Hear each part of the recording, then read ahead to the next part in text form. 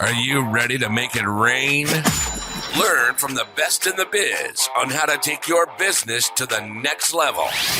You're now entering the growth zone on the Guts and Glory Show with your host, Louise Scott.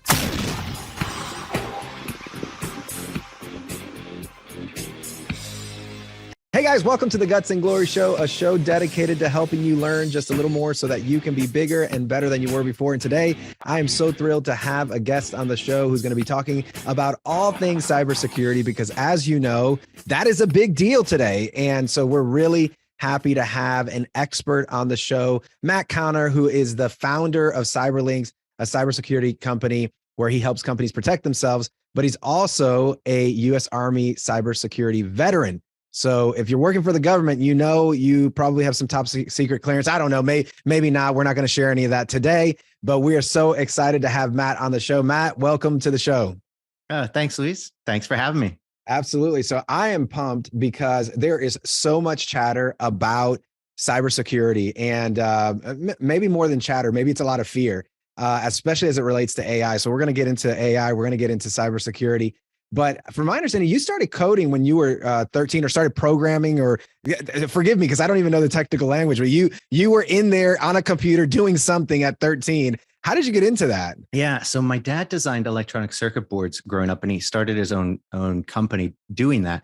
And it was just a really small firm, just him. And he eventually joined another company. But at the time, he was doing his own thing. And I was really about 11 or 12 when he brought home my first computer. At first, it was a VIC-20, then a Commodore 64, but the real first computer was an IBM 8088. And when you turn it on, it boots into BASIC, and it came with a manual that, with BASIC. And if you wanted it to do anything, you had to program it. So, I'd been working a few odd jobs. And what I did was I programmed, this was about the time the ATM machines came out. So one of the first things I did was I programmed a little ATM machine so that my brother, really, one of my brothers used to borrow money all the time. And so I was, had my little safe and my stuff set up. So he could just go in, punch in his code, how much he wanted to borrow, and it would print out how much he was borrowing, how much he'd pay back, and he'd bring it to me. And so that was my first, that's when my dad realized, hey, wait a second, maybe you can come do some stuff for the company. So really, I spent my nights and weekends throughout in middle school and high school programming for various clients of my dad's. And and that's how I got started. That's wild. So I'll tell you what I was doing when I was 10 and 12 years old. I was playing the Oregon Trail. Do you remember that? That was awesome. I love that game. I was not coding. I was playing the Oregon Trail, trying to figure out how I got to Oregon. Had no idea that was a place I was probably never going to want to go. Yeah. But on this game, I was going to Oregon. I think I made it all the way without catching what was the disease? Malaria. Dysentery was the one, right? Wow. So that's amazing. So that led you into, I guess, the military, and you were coding there. And kind of what was your responsibility in the Army? It did. So actually, when I joined the Army, I actually joined on the Intel side, and I got to, they sent me out to the Defense Language Institute where I learned Spanish. And then a few years later, I came back for Mandarin Chinese.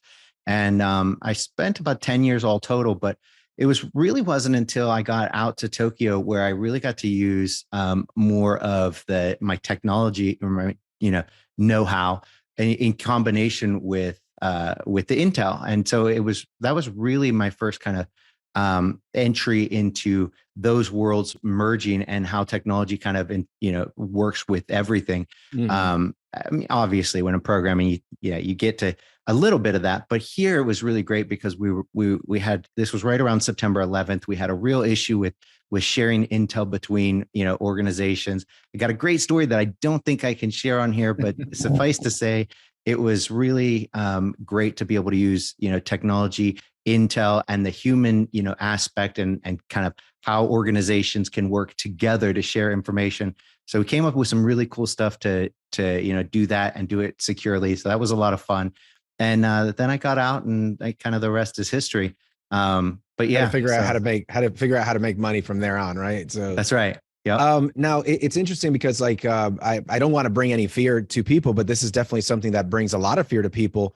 And without, sharing secrets, obviously there's a lot we don't know that's happening online, correct? Oh yeah, for sure.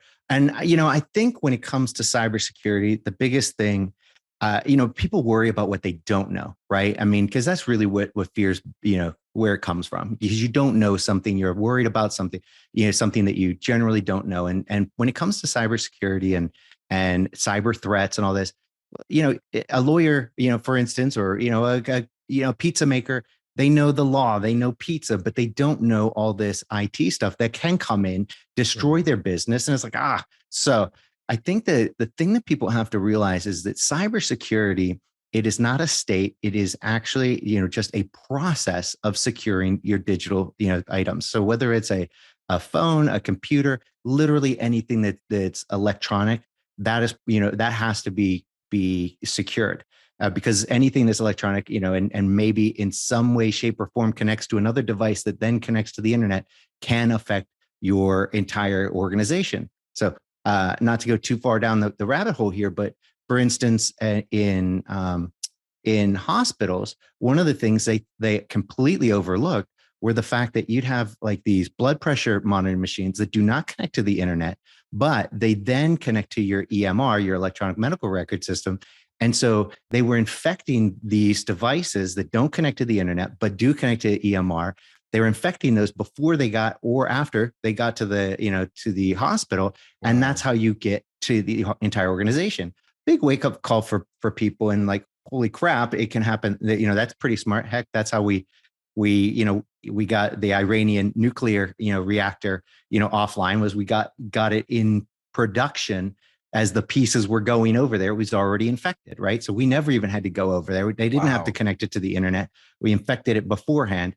So that's not classified. That's like a known story. Okay. So I was like, that sounded very top secret, but okay. Yeah. I saw the look on your face. I was like, no, we're not going to jail. Not for that.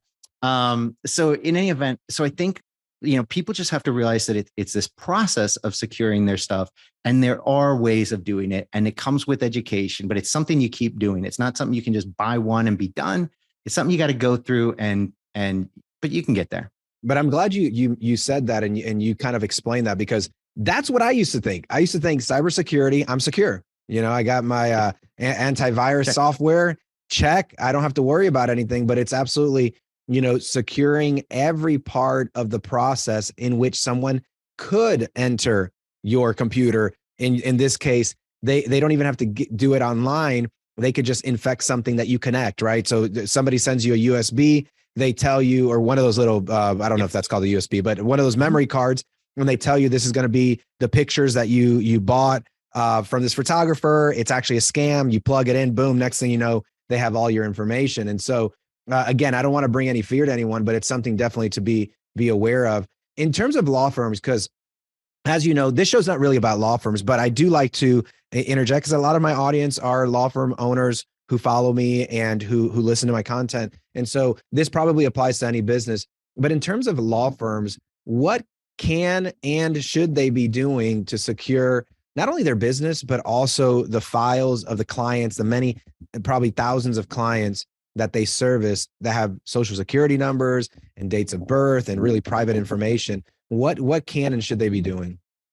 Well, I think first and foremost, going back to that whole, it's a process. I think the best thing to do, given that, they're good at law, is get somebody who's good at cybersecurity to do their bit for you.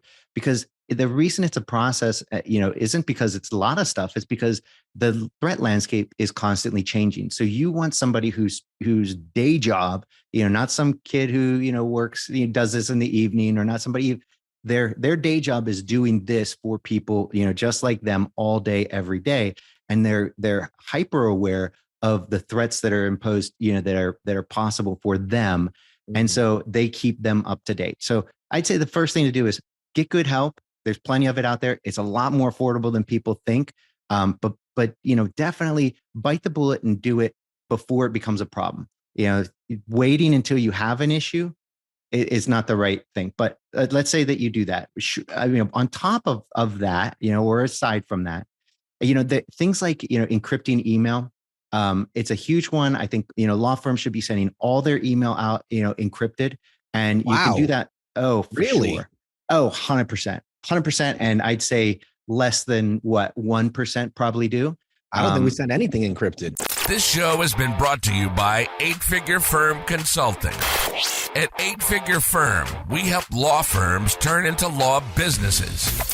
Stop wasting your time with gurus who've never built a successful business. At 8-Figure Firm, we'll show you how to unleash the power of your law firm for personal and financial freedom. For more information, go to 8figurefirm.com.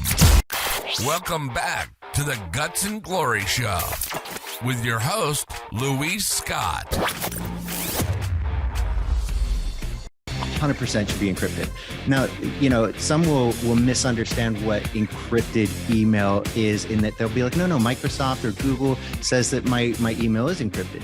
Your email is encrypted from the time it goes from Microsoft to wherever it goes. But that just means that in transit, if somebody somehow on the internet in between Microsoft and, let's say, it's going to a Google, account, catches that, they won't be able to read it.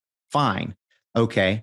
But that's not the important part. You want to make sure that it's when you send something with personally identifying or confidential information in it, and most all of your communication with a client should be that, something, it's even the fact that you're having this communication is something that should be protected. And, so you want to make sure that it gets to that recipient, and it's only that recipient who reads it. And that's where encryption comes in. It's not hard to do. You can set it up so that every email you send out goes out there. And if they're not set up to send email, encrypted email back, that's okay too. Because modern encryption for email, super easy to do, so that all of your email goes out. And when they get it, they're like, oh, this is indeed me. They can read it. And if their mail carrier doesn't participate, they just simply click on a secure link. It takes them, they prove who they are, and they see that. And now you've got it without going through some big expense of, hey, look, we've got to have this secure communication portal. Fine. And there are providers who do that. And that, for some people, that's a really smart way of storing documents and communicating with their clients. But I think a much easier way to do it is simply set up your law firm to where all of your emails going out encrypted. Wow. Boom. Marvelous. I mean, it's then God forbid anything does happen, to your, one of the things that I think everybody, that the reality is, when something bad happens, they're going to check to see, were you taking standard, reasonable measures, they call it, to secure the private information, the confidential information, your network. Were you taking reasonable measures? And if on top of all the other things, all of your communications encrypted, you're going to get a check plus there for sure. You guys were taking it serious, and it wasn't like you had to spend any actual money to do it. You just added that to the things that your Microsoft account is doing for you, assuming you're at Microsoft. Wow. Now, I've always thought about encryption as requiring a password. If you're sending everything encrypted, does that mean that you have to set up passwords for all these individual documents, or how does that work? So there's a variety of ways that encryption can work. And the reason I mentioned Microsoft is they've got a really great way of going about it, to where they handle everything for you, basically. It used to be that one organization would have to have their public and private keys, and it would be managed. And you could only send encrypted email to another organization where you had their public key, they had their private key, and you shared this information. Now you can, okay, that's a big hassle, right? It is, I mean, that's not easy to do. So it didn't catch on so well then. Now there are plenty of good providers where they manage all of that for you. And you simply say, hey, I'm sending this email to Louise at this address. Boom. All of that is handled for them. They get it. And they're like, yep, that's indeed him. Golden. He can view this message. Wow. So it used to be harder. Now there's some really, really good solutions that just built right in. Right. Is encryption a reasonable measure, or is that above and beyond? Oh, I think it depends. If you're sending, what they call PII, personally identifying information, or confidential information, I believe that is standard. You should be securing that. Does that mean that everybody is? No, I'd say, a huge, the majority of people are not properly doing that. And I think that's a no-no, right? Especially when it's not like it's going to cost you a bunch of money or make it even difficult. It's just going to make you look very squared away that you're taking the time and the consideration to safeguard your client's information and their communication. So I think, especially for a law firm, that should be considered standard. Wow. That's a huge shift in the way I know Yeah. law firms work. I mean, I don't think I know any law firm that sends us anything encrypted. And my experience with encryption is generally like the bank. The bank will send you something encrypted, but you got to go to a portal. Seems super inconvenient. You got to have an account and all this stuff. And so, but if there's a tool to do it more efficiently, then obviously that would be a route that you could take as it relates to encryption. Now, let's talk about AI, because AI is doing things that no human could do in the amount of time that it's doing. And my biggest fear is that you can set an AI system up to where it could just constantly be looking for ways to penetrate your business. Is that a real possibility? And if so, what's the timeline on that being a real possibility? Oh, 100%. So AI has already changed. And I'm going to say AI, just since Chat GPT came out, the level that let's just call them bad actors, their professionalism has increased exponentially just over this year. It's absolutely ridiculous. Years and years ago, just think back 3 years ago, you get the Nigerian prince scams. You get all these ridiculous emails littered with grammatical and spelling mistakes, and you instantly knew, okay, this is BS, right? Right. And so it was kind of a common saying that we're going to be in trouble when the bad guys learn how to spell and speak proper English, right? Well, thanks to Chat GPT, they spell good and they write good, right? I mean, they've got it down. So all of that is done very well. And so now we're seeing not only is their their email's good, but they can go to ChatGPT and they can say, hey, write me some code that will do X, Y, and Z. And so what they're doing is, in many cases, they've already used ChatGPT to circumvent traditional antivirus and anti-malware. So we actually made a big shift ourselves, as and again, cybersecurity is very dynamic. It's a process constantly changing. So we were taking a much more old school approach of really locking down our clients. And basically, I used to use the analogy of, we'd bring our clients into the bunker. We would close the bunker door. You're safe in here. I don't care.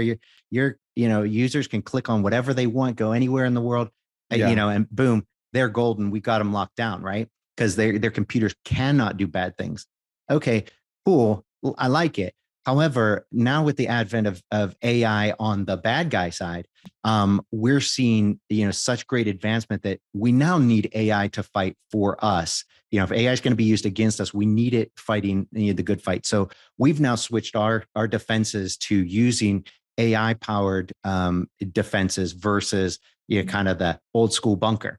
Kind of missed the bunker, but it didn't give me the visibility and access to see everything. So for instance, you see how fast Chat GPT is to come up with like content. You're like, hey, write me a blog post about, right. And it's like, oh, and hey, okay, pretty good. But now what you have to realize is that on your computer, if you just open up, if you were to see everything that's happening on your computer right now, just as we're speaking, even right, all the processes and all the things that are going through memory, it's a ton of stuff just constantly running through. So to sift through that and to see, oh, this is odd. This isn't normal behavior. So to see that and catch that, the way antivirus and anti-malware applications, traditional ones work, and I guess they're all traditional technically, they would have definitions. They say, hey, if you do this, and let's take a virus, for instance, a virus is only a virus because it has the one unique, trait of it can self-replicate, just like an actual, biological virus, right? It goes, infects, and creates another virus in that cell. The same thing happens on a computer. The computer virus, it duplicates itself. So your antivirus is really just looking for something to do that. And it's like, I gotcha, boom. It's pretty easy. Sifting through all that stuff. Oh, that's weird. I got it because I can see that thing. Cool. So you do this through a bunch of things that we know of, and you're like, okay, cool. But we're always playing catch up when it comes to that. So right.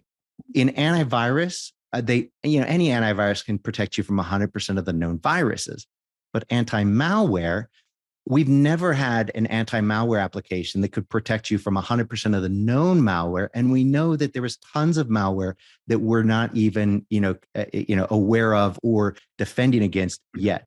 So that always left a gap, an unknown gap that was not good. Where AI comes in is now, instead of to replace that antivirus and anti-malware, AI is now seeing exactly what's going on the entire time through everything. And it's like, hey, look, this is not right.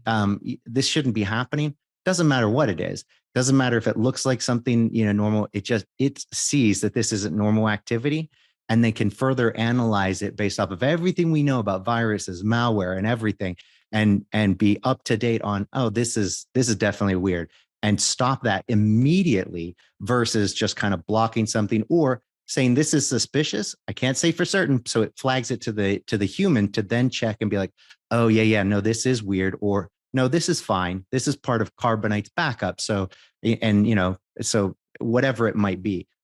So to answer your long answer to your question with AI, for sure, we're already seeing it happening on that kind of computer level. So it's happening, and you really need to be using, in my opinion, I think it's a mistake not to be using AI to defend against the AI that's coming at us. It just doesn't make any sense to me. Talk to me about, because like sometimes we talk about AI and AI is like a very broad term. What is the actual program? Like what do we say? So I'm a customer, I come in and I'm like, hey, I'm very terrified of the AI they're using against me. I'm clearly susceptible. I have so much data. What is the AI program / software that I need to have now on my system to be looking for the unknown malwares that we currently can't protect against? Like, what do I need? Got it. So I'm a big fan of SentinelOne. Great group. They focus on, they're really an enterprise grade, what they call endpoint detection and response, right? So it's checking your endpoints for things, detecting them, and responding to them in real time. The challenge with it, unlike like your antivirus, like a Norton, a McAfee, a Windows Defender, the antivirus is so simple that like anybody can install it and be like, hey, I'm protected from viruses. Right. But now that we're at this high level of the endpoint detection and response with AI, now it's the problem is I can't tell you what to do for the home user in terms of that. Somebody will crack that nut and they'll have something really great for end users, for home users. But for businesses, it's so it requires some advanced help to even monitor that and say, oh, that's good, that's bad.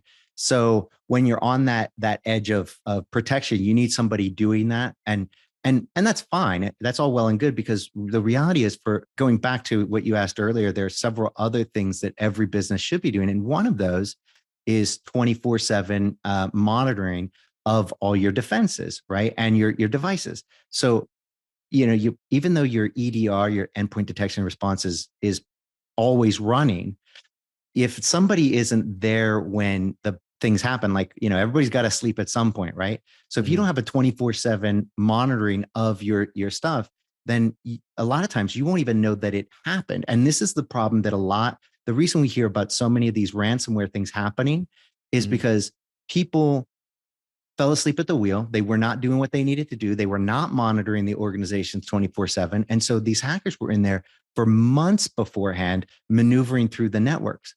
That's ridiculous, because for a few dollars a month, you can have your whole system monitored 24/7. It's like you have, this great home security system. Fantastic, right?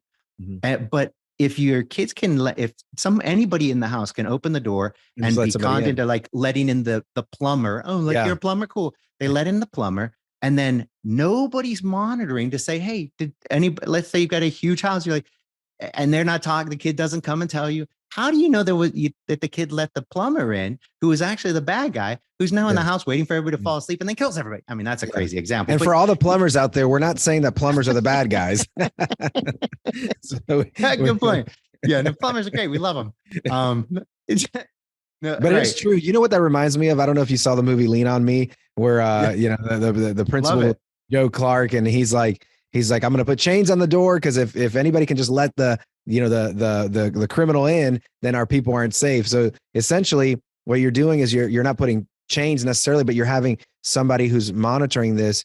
When I say somebody, I'm assuming a human being is monitoring this system. Are they looking at something? Is that what's happening? Yeah. So basically, what they call a SOC, a Security Operations Center. What the SOC does is they monitor all of that stuff that's coming in, all that data and information, and they're looking. So it's basically kind of what the EDR is doing. So in the case of your EDR, that stuff will just go, and if your AI powered EDR sends up an alert, and let's say it's 2 o'clock in the morning, the SOC is going to be on it and be like, oh, hey, okay, cool. And they're going to handle that. They're either going to agree with them, or let's say it was something suspicious that the AI wasn't 100% sure if this was, should be stopped or not. Then the human, the technician looks at it and says, oh yeah, that for sure, that's not right. That shouldn't even be installed on this computer or whatever it is. And they can then say, yeah, stop that and terminate it and get, clean things up. Right. So, if, so it really is just a matter of you got to monitor your systems at all times so that there are no bad guys in it, because we've just seen it time and time again with this ransomware, and that's ridiculous because all of those ransomwares, every one of those events were stoppable. They should have been preventable. They shouldn't have happened in the first place, and and even if it did, it was easily stopped shortly thereafter, and and it would have been easy to kick them out had they just been monitoring it. And I get it if you're, I really feel bad for the really large enterprises. I wouldn't want that job. It's basically the same job, but it's just on a bigger scale. You've got things all over the place, harder to do. But for the small to medium-sized business, this is a solvable problem. It's all preventable. It's all easy to do. You just got to get the right people in there and put in a few things in place. But then going back to that whole kid analogy, you've also got to train people on, the cybersecurity issues. And I don't think that sitting in an hour-long, cybersecurity meeting every year for, the training is a good way of going about it. So what we do, for instance, is we send out these cybersecurity shorts, these little videos. It's a 1-minute short, goes out once a week, keeps people up to date on the topic. And, oh, hey, they learned some stuff. And if nothing else, even if it's a review of something, it keeps it fresh on people's minds about, oh, these different issues. So this way, over the course of the year, they get an hour or so of training, but it keeps it kind of top of mind. And you want people not scared, but informed and alert. And I think that's, that's how you do that. Absolutely. I mean, repetition is the key to keeping people, always at top of mind. Now, I want to go back to something because you mentioned that this is like for a couple dollars a month. And I just want to be clear. You mean more than a couple dollars. It's not $2 a month. It's what does it actually cost to have this monitoring system? Yeah, that's a good point. So it will vary depending on who you go with, but realistically, you're looking at something that should be let's say, again, there's a lot to it, but it's somewhere in the range of they'll either do it based off of, and this is where it gets a little tricky. Either they'll do it based off of endpoints, then and they're charging you per endpoint, or they'll charge you per user, right? So I see. In a per user situation where it might be your laptop, your iPhone, your desk computer, and let's say your personal computer. So you might have 3 or 4 devices that you use for work purposes. In that particular case, you're still only looking at probably somewhere between $5 and $10 per user, for that sort of 24/7 plus the AI powered endpoint detection response. So for that security, it's not something where you're gonna be like, well, we can't possibly afford that. I mean, you're talking about in a 10-person shop, that's $100 a month. Of course you can, or you're not in business if you can't, right? Yeah, that sounds very doable. Yeah, exactly. And the same goes with that email encryption, depending on let's just go with that Microsoft, depending on what version of Microsoft 365 you're using, it's probably built right in, and it's just a matter of setting it up. So it's right there. And if it's not, I think you're just looking at upgrading to one. So that again varies based off of person to person. But realistically, it's probably built into your Microsoft 365 account, and you just have to enable that sort of encryption. If not, I think they've got a security add-on where it's like $5 a month. It gives you a lot more than just the ability to encrypt. But again, now we're talking about another few, and sure, it all adds up eventually. Yeah. But there's a bunch of things that, add up. So things like a password manager. People are horrible with passwords, right? Everybody's like, oh, they reuse the same ones over and over. But this is a major place, point for people to get, for accounts and devices to get compromised. And it's so easy with a good password manager. We like Keeper. Keeper's a great, one. Okay. They're US based, a great group, really inexpensive. But again, you tack on another $3 a month per user. But now all of your passwords, you don't ever have to worry about learning a password. It just does it automatically for you, drops it in. People think it's safe to save your man. I'm sorry. There's so much information to spew out here. I don't, but people think it's safe to just store your password in your browser, but it's not at all. It's so easy to crack that. They're stored in these really simple hashes. And so if somebody gets access to your computer in any way, they've got access to all of your saved passwords there. So you want those in a password manager. One, because when it comes time to change it, you're not going to be like using your standard password plus, adding one or an exclamation mark or whatever your thing is. And the other reason being that when people get, if on the dark web, there are billions and billions of passwords, available for free. So, if people, because every time something like Target or want something else, these big places get hacked, and all these passwords get leaked, and they get put on the dark web. And so the reason this matters, you're like, so what? You get access to my Target account. I don't have any credit, I don't have any financial stuff tied to it. I don't care about my Target information. Okay, right. Maybe you don't. And maybe that's true. But perhaps you use that same standard password or some variation thereof. So if I see a list of 20 of your passwords, the bad guy's got 20 of your go-to passwords and the combination of how you change it. And then they're like, okay, now let's get into their work computer, which we don't have that here, but let's try. Oh, boom. What do you know? It was one of a mixture of the combination, or it was one of these passwords, and now they've got access. So it's so easy to stop all that just by using a password manager. And now you never have to worry about the headache. It fills it in, it updates it, it changes it. You just have to use your fingerprint to sign in. Remember one password that's, and that's it. So password manager is a big one. I could definitely see that. I thought maybe you had seen me write a password, because I've just been adding exclamation marks to the exact same password over and over. So I want to ask you one more question as we kind of finish up here, because this has been very fascinating. Most of the people that I work with have vendors as IT, so their IT is not in house. It's a third party vendor. Is this cybersecurity something that an IT, your local IT shop has the skill set and knowledge to do, or do you have to hire a company specifically like yours that focuses on that? Where do you think most people fall when it comes to that? So that's a great question. And I think the reality is it really varies. So we do both at CyberLynx, where we do the, IT and we do cybersecurity. And there are a number that do that same thing.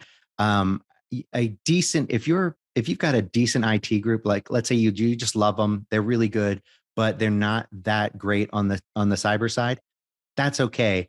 Almost every single one of these, every single cybersecurity company or another IT and / cybersecurity company like ours will happily do what they call co-managed IT. So you keep yours, and we'll help you out with the cybersecurity piece, right?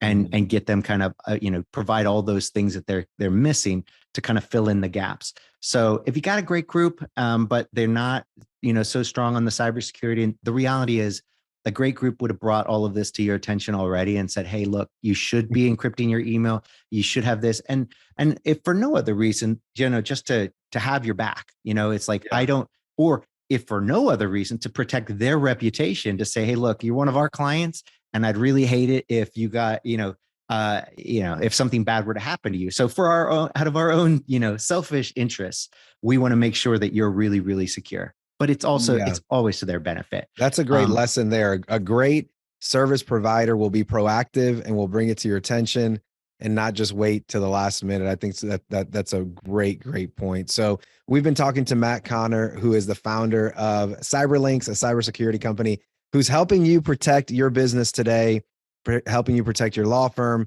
and making sure that all these bad guys, ChatGPT, AI, all these things are not penetrating your system. And Matt, how can people get in touch with you if they need cybersecurity help? Sure. Well, you can always find us at cyberlynx.com. That's cyberlynx.com. I'm Matt at cyberlynx.com. I think that's probably the easiest way to get. You can also find us on LinkedIn. That's another great way. But our website's pretty great. We've got some chat in there. You can get to us that way. You can email us, give us a call. We're available. Awesome. Well, thank you so much. And I appreciate this, man. The time flew by. It's been a great conversation, learning a lot myself. And I know our audience did as well. Thank you for being here. I appreciate it. You've been listening to the Guts and Glory Show. You've been listening to the Guts and Glory Show. For more and to learn more about Luis, hit the website at luisscottjr.com. For consulting opportunities, hit 8figurefirm.com. That's the number 8figurefirm.com. We hope you've enjoyed the show. Make sure to like, rate, and review. And we'll see you next time on the Guts and Glory Show.